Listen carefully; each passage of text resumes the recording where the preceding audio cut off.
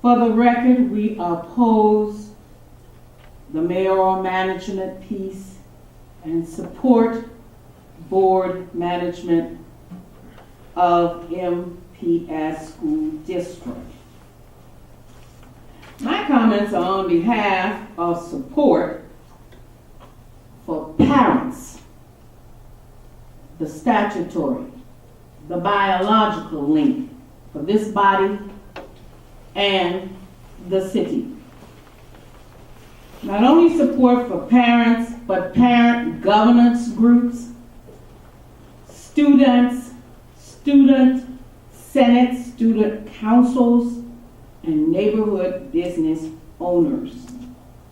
We seek reform that place parents in decision-making positions from the top down, board to student. We support the ARA, American Recovery and Reinvestment Act, because we see it as a golden opportunity to address a systemic and an infrastructural problem called concentrated poverty. The media would have you to believe it's 47% unemployment. I suggest to you in some of the census tracts, it is more like 65 and above.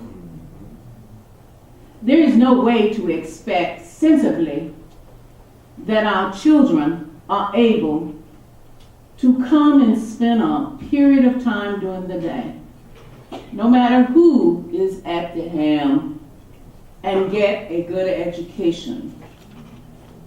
Secretary Duncan calls schools in urban environment as dropout factories. I don't see it quite as that from the standpoint of the students are no longer going. I think they drop out with what they are getting, what they don't get. We do not think that the MMAC, the GMC, Metropolitan Milwaukee Association of Commerce, Greater Milwaukee Committee, or the Milwaukee 7 should be the decision makers for our public schools, for our parents, for our taxpayers.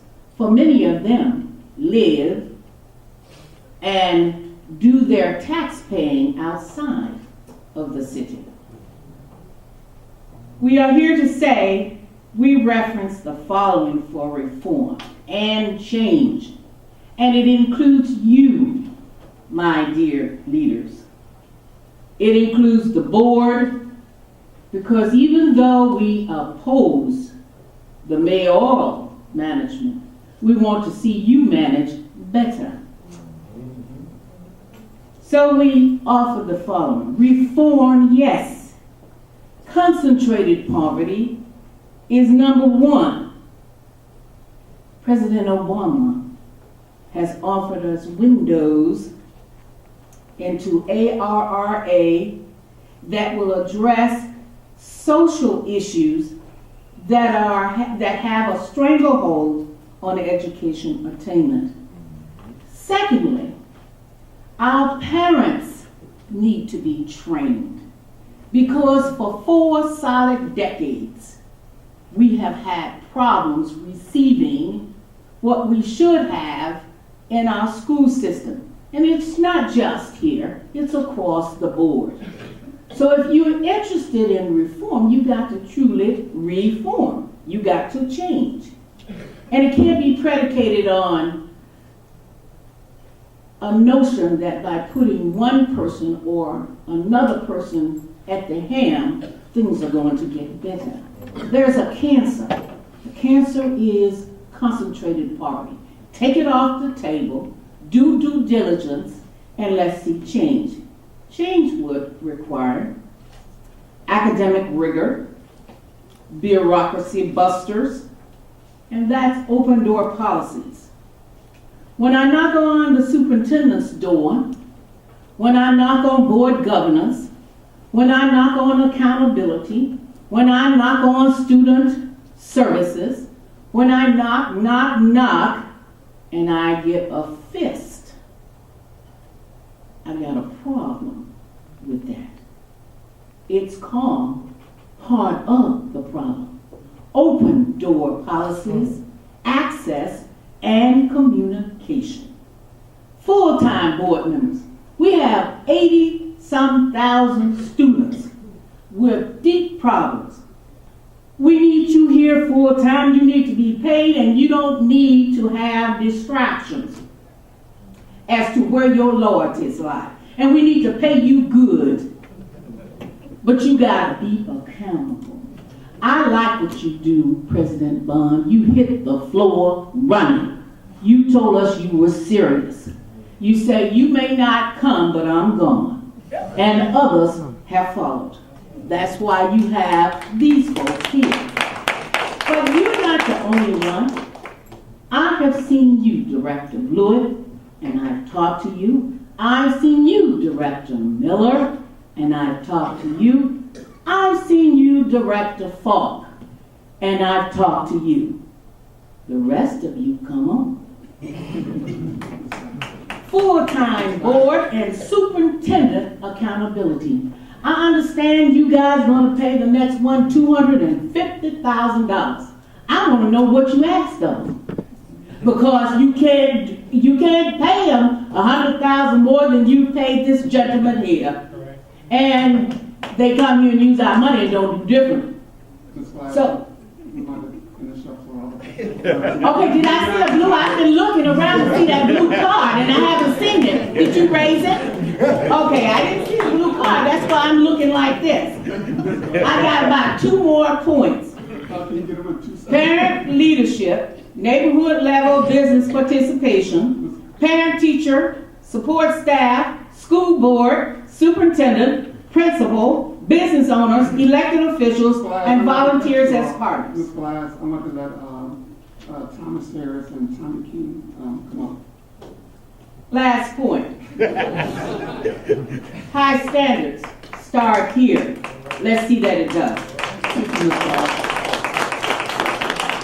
The principal goal of education is to create children that are capable of doing new things, such as those who fought and died for equal education.